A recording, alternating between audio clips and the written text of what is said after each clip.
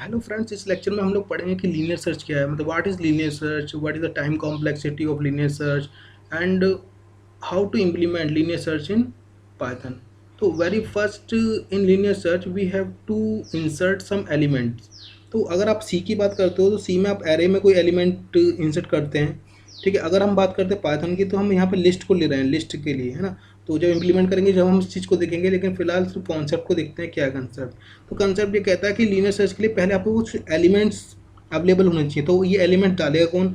तो हमने सोचा कि एलिमेंट्स हम यूज़र से गिरवाएंगे। तो एलिमेंट यूज़र कुछ भी डाल सकता है। फॉर एग्जांपल उसने पहले 5 डाल दिया, फिर उसने उसके बाद 7 डाला, देन उसके बाद उसने 33 डाला, देन 9 डाल दिया, देन उसने 6 भी डाल सकता है, वो 77 डाल सकता है और वो 10 भी डाल सकता है, इस तरीके से। ओके, तो 1 डलवा लेते हैं। ठीक है, तो ये हमारे पास कुछ एलिमेंट्स हैं जो यूज़र ने डाले हैं। इसके बाद एक उसके पास डिज़ायर्ड है कि उसे सर्च करना है, इन एलिमेंट में कुछ पर्टिकुलर आइटम उसे सर्च करना है। पर्टिकुलर आइटम मीन्स उसको हम बोलते हैं, हम की बोलते हैं इस यहाँ पर। ठीक है, की कह सकते हैं, एलिमेंट कह सकते हैं, आइटम कह सकते हैं, जो भी आप चाहो वो लिख सकते हो। और वो आइटम इसी लिस्ट में के अंदर हो भी सकता है या इस एरे के अंदर हो भी सकता है और नहीं भी हो सकता है ना। तो इसके लिए हमें सोचना है। तो फॉर एग्जांपल आपने कहा कि मैं नाइन्थ वाले को, जो एलिमेंट को सर्च करना चाहता हूँ, तो मेरी की वैल्यू जो है वो 9 है। तो 9 को सर्च करूँगा इस पर्टिकुलर लिस्ट के अंदर। ओके, तो ये मेरी क्या है, ये मेरी पूरी की पूरी लिस्ट है। ठीक है, इसको मैं एल से रिप्रेजेंट कर रहा हूँ। ये मेरी लिस्ट है, पूरी लिस्ट है, और इसको मैं किससे रिप्रेजेंट कर रहा हूँ? एल से, स्मॉल एल से। तो खैर शुरू करते हैं। तो हमें पता है कि सबसे पहले जब ये की इससे सर्च करेगी 5 से, जो 9 है आपका वो 5 से आपको कंपेयर करेगा या सर्च करेगा इसको, यानी कि 9 इज इक्वल टू 5। तो आपको दिखाई दे रहा है 9 इज नॉट इक्वल टू 5। तो बात क्या होती है, होता है कि जो भी जीरोथ इंडेक्स है यहाँ से स्टार्टिंग होती है, यानी कि जो भी आपकी मैचिंग या सर्चिंग शुरू होती है वो लेफ्ट टू राइट चलती है हमेशा, और सिक्वेंशली चलती है। मतलब सिक्वेंशली का मतलब पहले 5, देन 7, देन 33, फिर 9, देन 6, फिर 77, आफ्टर दैट 1। ठीक है, ये procedure, this is the procedure. And the searching will start from left to right and one by one, that is it is also called for sequential search और linear search. तो की जो है आपकी, की जो मैच है करेगी, की वैल्यू कितनी हमारी 9, की वैल्यू है 9, द वैल्यू ऑफ की इज 9। तो 9 इज इक्वल टू 5, नो। तो आपकी की वैल्यू आपकी 9 से मैच नहीं हुई तो आप आगे मूव करोगे, यानी कि आप इंडेक्स नंबर 1 पे करोगे। इंडेक्स नंबर का मन का मतलब यही है कि आप एल ऑफ 1 को यूज़ कर रहे हो। पहले आपने एल ऑफ 0 को यूज़ करा था इंडेक्स नंबर, अब आप एल ऑफ 0 को यूज़ करा था, तो वो मैच नहीं हुई थी आपकी किससे? की से मैच नहीं हुई थी, की से मैच नहीं हुई थी 9 से। इसका मतलब अब आप क्या कर रहे हो, अब एल ऑफ 1 को यूज़ कर रहे हो, एल ऑफ 1 को, है ना, इंडेक्स नंबर 1 से हम लोग यूज़ कर रहे हैं। तो ये भी क्या इक्वल होना चाहिए, ये इक्वल हम पूछ रहे हैं क्या ये 9 के इक्वल है? मीन्स क्या 7 इज इक्वल टू 9? तो आपने देखा कि ये भी 9 जो है वो 7 के इक्वल नहीं है इस जगह पर, तो यहाँ पे भी इक्वल नहीं है। फिर आप इंडेक्स नंबर क्या होंगे, 0 पे चले गए, 1 पे चले गए, देन इंडेक्स नंबर 2 पे जाएंगे हम लोग। ठीक है, 2, फिर चेक करेंगे कि L of 2 is equal to 9, यानी की के इक्वल है। तो आपको पता है कि यहाँ भी ये वो इक्वल नहीं आएगा। After that you will go to index number 3, यानी कि एल ऑफ 3, एल ऑफ 3 पे क्या लिखा हुआ है? एल ऑफ 3 पे हमारा लिखा हुआ 9। तो हमें देखना है कि हमारी की वैल्यू क्या है, वट इज अवर की वैल्यू? की वैल्यू इज 9। तो 9 इज इक्वल टू की वैल्यू, तो यहाँ पर आपका सर्च हो जाएगा, इस जगह पर सर्च हो जाएगा। ठीक है, हम आगे सर्च करने की नीड नहीं है। ठीक है, हमें आगे सर्च करने नहीं, यहाँ पर मिल गया हमें, इट्स ओके।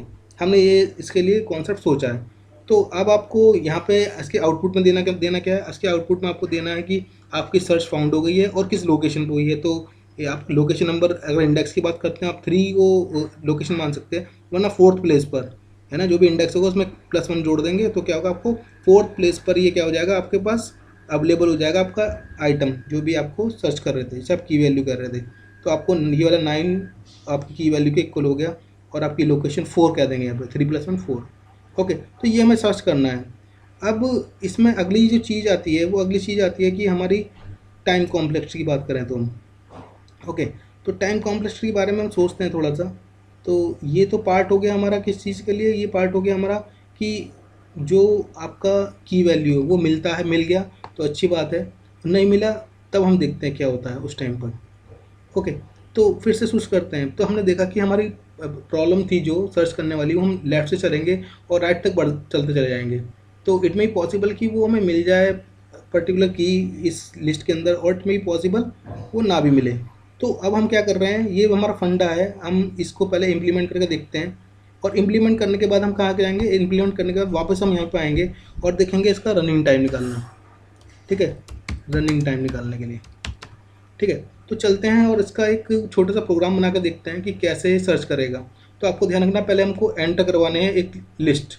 ओके, उसमें कुछ आपको आपको नंबर्स या एलिमेंट्स एंटर करवाने हैं, तो हमने सोच के बैठे हैं। तो चलते हैं आगे और लीनियर सर्च के प्रोग्राम बनाते हैं। तो मैंने सोचा है कि मैं एक एन लेता हूँ। ठीक है, तो एन में क्या करेंगे, हम एन में पूछेंगे यूज़र से, क्योंकि हमारा पहला मोटिव होता है जो प्रोग्राम बनाना है हम यूज़र के लिए बनाते हैं। तो इट भी पॉसिबल कि यूज़र फ्रेंडली हो अपने प्रोग्रामिंग से, इट भी पॉसिबल ना भी हो। तो आपको बिल्कुल बेसिक से चलना होता है यूज़र के लिए। तो आपने यहाँ पर लिख देना है कि एन के अंदर आप उससे पूछना चाहते हो कि कितने आप नंबर एंटर करना चाहते हो। तो मैं उसके पहले ही कन्वर्जन कर देता हूँ कि आपने इनपुट करवाया उससे, है ना, इनपुट करवाया आपने कि हाउ मैनी एलिमेंट्स, है ना, elements you want to enter, you want to enter. Okay, तो हमने उससे पूछा कि आप कितने नंबर एंटर कराना चाहते हो। तो यहाँ पे डाल देगा 4 5 6 जितना भी, तो एन के अंदर वो स्टोर हो जाएगा, वो भी इंटीजर वैल्यू में। ओके, इसके होने के बाद आपको क्या कराना, अब बेसिकली आपको एक लिस्ट में सारे एलिमेंट एंटर कराने हैं। तो मैंने ये सोचा है कि मैं एल नाम का या एल नाम का ले लेते हैं, है ना, चलो एल नाम का ले लेते हैं। एल के अंदर एक ब्लैंक मैंने लिस्ट ले ली है, यहाँ पर मैंने इनिशियलाइज कर दिया ब्लैंक बिल्कुल। और मैं एक लूप चलाने वाला हूँ for I, okay, for I in range N. Okay, N इसका मतलब क्या है कि अगर किसी बंदे ने यहाँ पर किसी भी यूज़र ने यहाँ पर 4 डाल दिया, तो यहाँ पर ये 4 टाइम तक चलना चाहिए। तो इंडेक्सिंग आपकी मैंने ले रखी है एन तक। एन का मतलब है वो 4 एलिमेंट डाल दिए उसने, तो 0 से लेकर 0 1 2 3 एक कम तक चलेगा, यानी 4 एलिमेंट आपके पास आ जाएंगे। ओके, तो फिर वो जब फॉर लूप के अंदर जाएगा तो मुझे हर एक एलिमेंट वो एंटर करेगा। ओके, तो एंटर करेगा तो पहले मैं उसको एक इंस्ट्रक्शन दे दूंगा, प्रिंट एंटर द एलिमेंट। ठीक है, तो यहाँ पर वो एंटर एलिमेंट करना शुरू करेगा। तब क्या करेंगे, हम लोग आएंगे इस लूप के अंदर। तो मैं उसे इंटीजर टाइप ही करवाऊँगा उससे, सिर्फ मैं भी कोई एरर नहीं सप्रेस करवाऊँगा, सिर्फ इंटीजर वैल्यू के लिए हम कर रहे हैं। ओके, तो वो खुद ही यहाँ पर एंटर कर देगा वैल्यू, सिर्फ सिंगल मैंने ऐसे लिख दिया। नेक्स्ट अब क्या है कि अब लिस्ट के अंदर आपको अपेंड करने हैं, जो भी वो एंटर करेगा वो लिस्ट के अंदर अपेंड होना चाहिए। तो इस फंक्शन के थ्रू वो लिस्ट के इस फंक्शन के थ्रू वो एडअप कर देगा। आप चाहो तो यहाँ पे प्रिंट करा सकते हो लिस्ट को, तो आप प्रिंट करा लेना यहाँ पे प्रिंट, आप एक लिस्ट को प्रिंट करा लेना अपनी। ओके, चाहे तो आप इतने को रन कर रख के देख सकते हैं चल रहा है नहीं चल रहा है, हम भी देख लेंगे चेक करके। तो यहाँ पर मैंने 4 डलवा दिए, तो 1 2 3 2 3 4 5, तो आपके पास 2 3 4 5 लिस्ट में आप प्रिंट करके दे दिए। तो अभी तक सही चल रहा है, आगे चलते हैं। इतना करने के बाद बेसिकली आपको अब सर्चिंग के लिए करना है। तो सर्चिंग के लिए हम चलेंगे आगे, नीचे चलते हैं। पहले आपको ये पूछना पड़ेगा, यूज़र से पूछना पड़ेगा इस लिस्ट के अंदर, जो लिस्ट उसने एंटर करी है उस लिस्ट के अंदर वो क्या फाउंड करना चाहता है। तो आपको फिर से कोई एलिमेंट लेना पड़ेगा, एलिमेंट नाम का ही मैं ले लेता हूँ, एलिमेंट MENT, है ना, एलिमेंट इजकल टू। तो मैं उससे पूछूंगा कि आप कौन सा एलिमेंट सर्च करना चाहते हो, इनपुट। ओके, enter the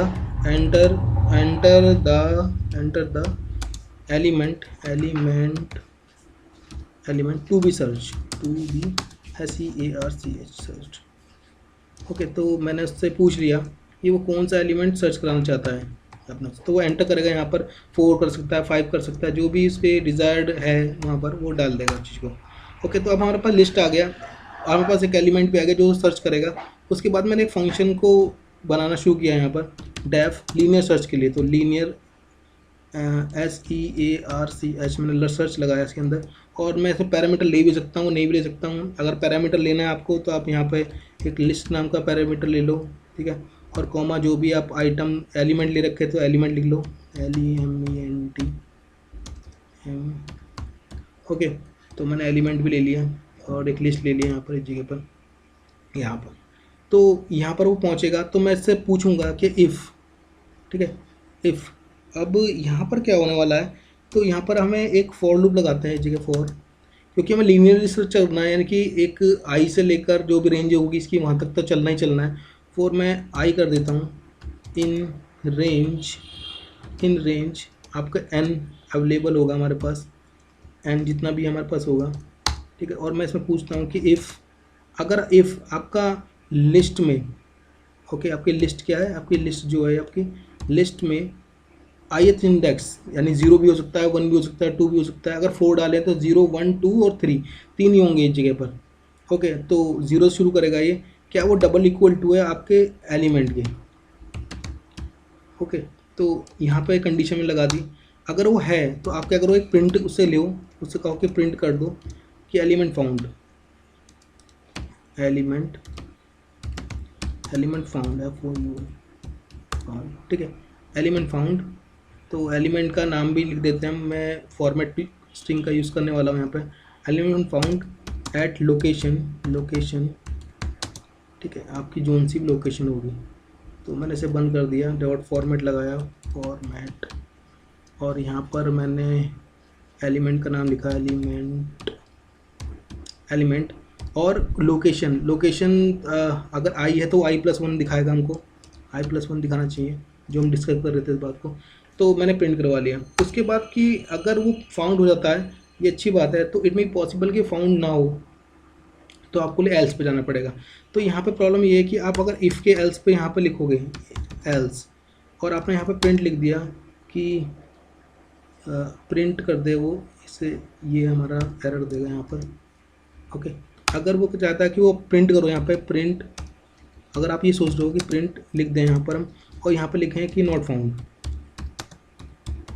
तो यहाँ पर प्रॉब्लम है। आप जब मैं इसे चला के दिखाता हूँ, आप देखना है वो क्या प्रॉब्लम आएगी। तो स्टार्ट करते हैं इसको, लो, और हमने कॉल तो कराई नहीं इसको, तो कॉल भी कर देते हैं आपके linear SEARCH, linear search, okay. और आपकी एक लिस्ट था, और आपने एक एलिमेंट भी रखा था, LEMENT, ओके। ये है, देखते हैं चलता नहीं चलता, ऐसे चला के देखते हैं, ओके। तो एंटर करा, यहाँ पे 4 मैंने डाला, 2 3 4 5 यहाँ पे डाल दिया। तो मैंने फॉर एग्जांपल 3 को सर्च करा, तो यहाँ पर कह रहा है कि type list of I element object is selectable, okay, हाँ, ओके। तो इसको देखते हैं कि इसमें क्या प्रॉब्लम, तो देखते हैं कि इसमें प्रॉब्लम क्या है। हम रन इसको चला के दोबारा से देखते हैं कि आपने चलाया इसे, ओके, सेव। तो आपने एलिमेंट डाले यहाँ पे 4, तो 1 3 4 5 6, एलिमेंट 3 को सर्च करा, लिस्ट, ओके। तो ये एरर आ रही है, इसको सही करते हैं। यहाँ पर लिस्ट का जो नाम है वो रह ही रहेगा, तो यहाँ पे एल है लिस्ट का नाम नीचे, तो वो लिस्ट ही हमें देखना चाहिए था बेसिकली। तो ये हमने कर दिया काम। अब देखते हैं क्या ये रन करता नहीं करता, सेव करते हैं, एक बार चला के देखते हैं, और हमें चेक करना है कि हमने इफ़ के बाद ये एल सही लिखा है नहीं लिखा है। तो रन करा हमने, तो इस बार मैंने 4 एलिमेंट दोबारा से लिए, तो 2 3 4 और 5 ले लिया, और मैं एलिमेंट 4 को सर्च कर रहा हूँ। तो अब देखो, जब उसने 2 से मैच करा तो 2 से मैच नहीं हुआ, तो उसने प्रिंट करा नॉट फाउंड। 3 के लिए भी लिखा नॉट फाउंड, क्योंकि एल्स में जा रहा है वो, और जब 4 हुआ तब उन्हें फाउंड करा, और वो आगे भी चला 5 पर और नॉट फाउंड, यानी कि वो चारों के लिए चला, 2 के लिए भी, 3 के लिए भी, 4 के लिए, 5 के लिए। जहाँ उसे मिला वहाँ पर ना फाउंड प्रिंट करा लोकेशन के साथ आपको करा, लेकिन जहाँ पे वो नहीं प्रिंट करा उसने, वहाँ भी नॉट फाउंड लिखा। तो ये प्रॉब्लम आ गई आपकी इफ़ के संग एल्स ने लिखा। मतलब कि क्या है कि अगर हमने यहाँ पे लिख दिया तो हमें जहाँ फाउंड हो जाता है पहले चीज़ कंप्लीट करने के लिए ब्रेक कर देते हैं, यानी कि वो लूप से बाहर निकल जाए।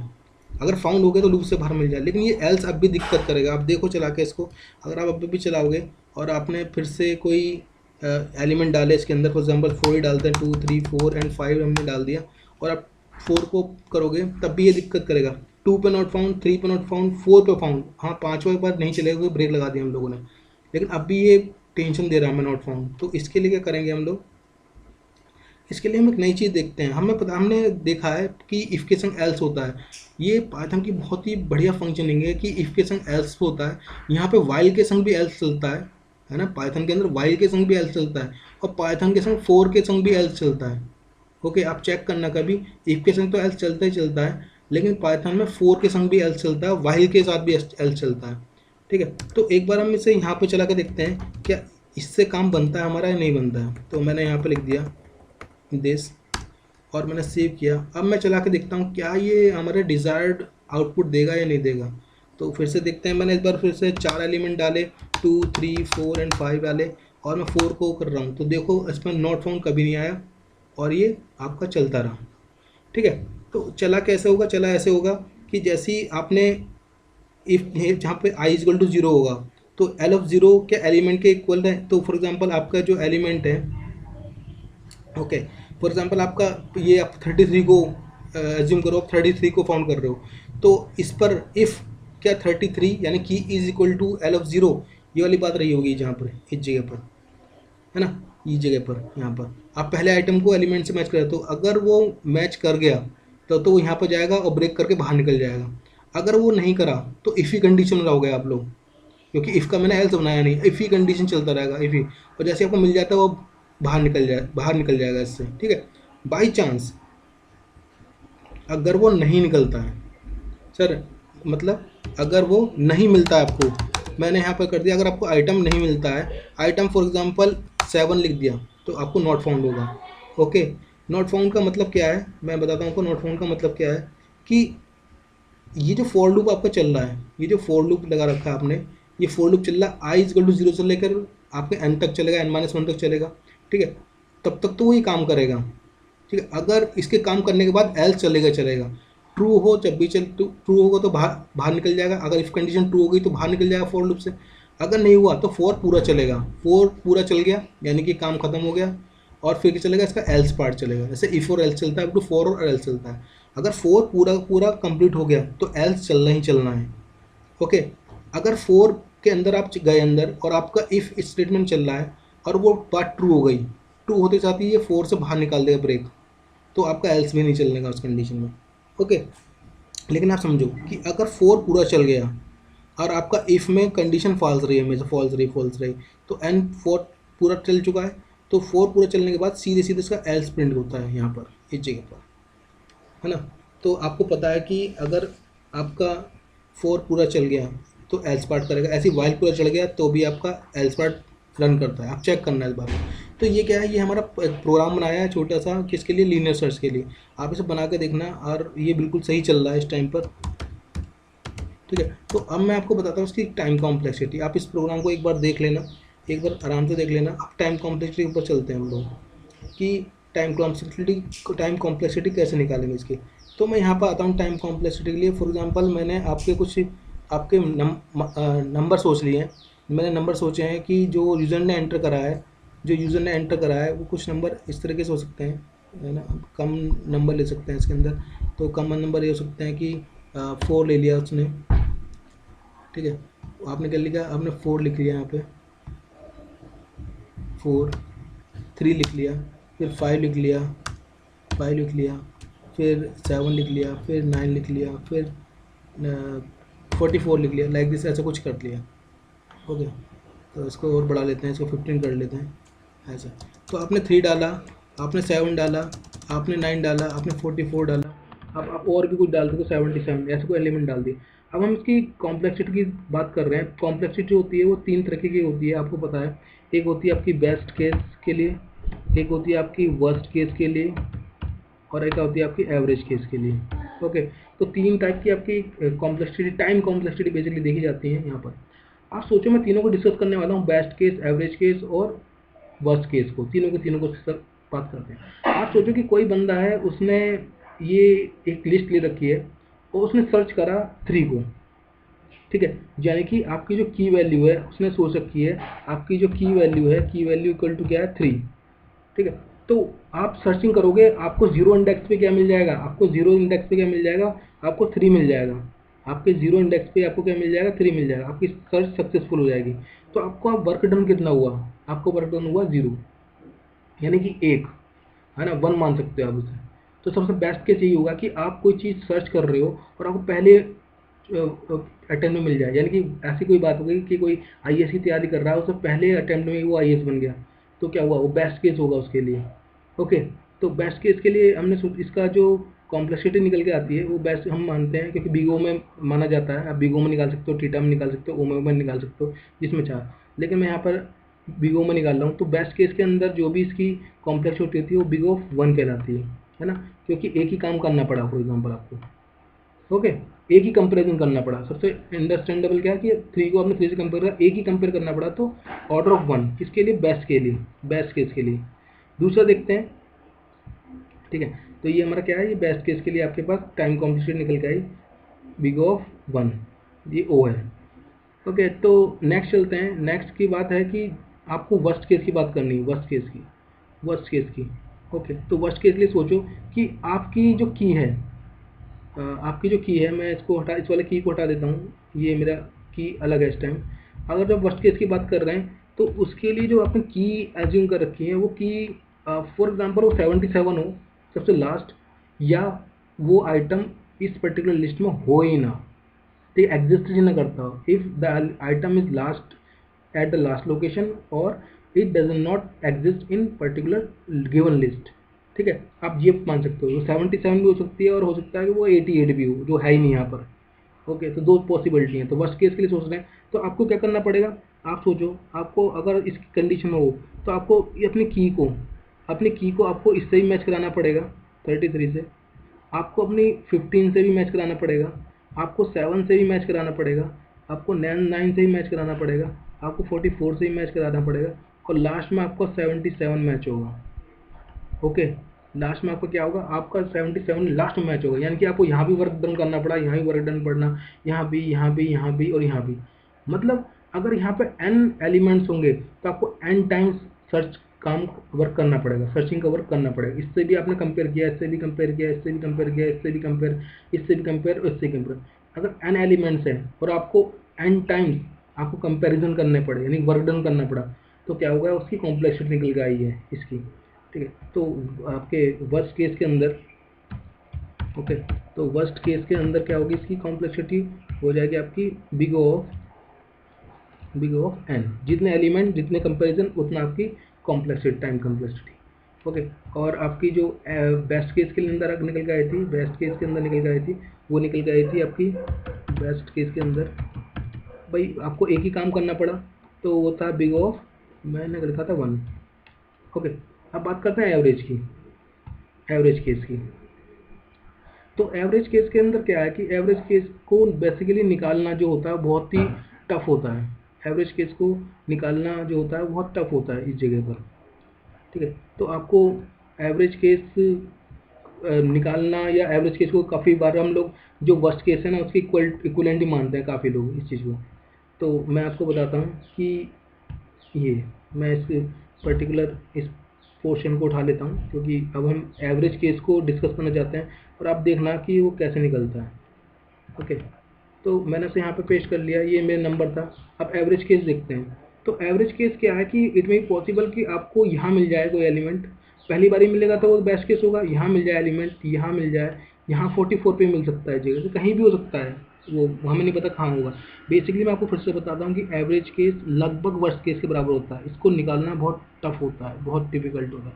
लेकिन फिर भी अगर आप सोचना चाहते हो तो कुछ ऐसा सोचो कि इसका मतलब होगा कि अगर मैं एवरेज एवरेज केस का टाइम कॉम्प्लेक्स निकालूं लीनियर सर्च के लिए, एवरेज केस के लिए, ठीक है, तो वो होगी आपकी आपकी होगी all possible cases, all possible possible all possible all possible case time, है ना, केस टाइम मैं बताता हूँ उसका मतलब क्या है, upon all possible case time upon number of cases, ठीक है, नंबर ऑफ केसेस, ठीक है। तो ये हमारा क्या होगा, ये इसका फॉर्मूला होगा इस जगह, ठीक है। तो अब ध्यान से देखो, लिखा हुआ average case is equal to क्या होगा, एवरेज टाइम केस कह लो चाहे तो, all possible cases time upon number of cases. अब इसका मतलब समझो क्या है भाई, इसका मतलब ये होगा कि आप ऑल केसेस, यानी कि अगर पहले एलिमेंट की बात करो 3 की, तो 3 में आपको 1 कंपेरिजन लगेगा, 15 में 1 और 15 यानी कि 2 कंपेरिजन लगेगा, अगली बार आपको 3 कंपेरिजन लगेंगे 7 पर, अगली बार 9 पर मिलेंगे 4 कंपेरिजन, और ऐसे करते करते अगर इसमें n एलिमेंट है तो आपको n कंपेरिजन लगेंगे, है ना। मैं जनरल केस की बात कर रहा हूँ, ठीक है। ओके, तो ये वाली बात हो गई। तो ये तो हो गया सबका आपका case time upon total number of case कितने n आपके। तो आप इसे सॉल्व करो। तो ये ऊपर क्या है आपकी सम निकालोगे उसका, तो n कितना होता है, n into n plus one और बाई टू। ये तो हो गया आपका सम, वन से लेके n तक की सीरीज का सम। ओके, और आपने लिखा डिवाइड बाई n। ये डिवाइड बाई n क्या है हमारा, ये जो आपका डिवाइड बाई n है वो कौन सा है, जो और नंबर ऑफ केसेस थे यहाँ पे, n डिवाइड बाई n ये हो गया। तो जब आप इसको सॉल्व करोगे तो ये आपके पास निकल के आएगा n, n से n कट जाएगा नीचे वाले, इस वाले ये दिस n से दिस n कट हो जाएगा, तो n प्लस वन और बाई पूरे का पूरा बाई टू।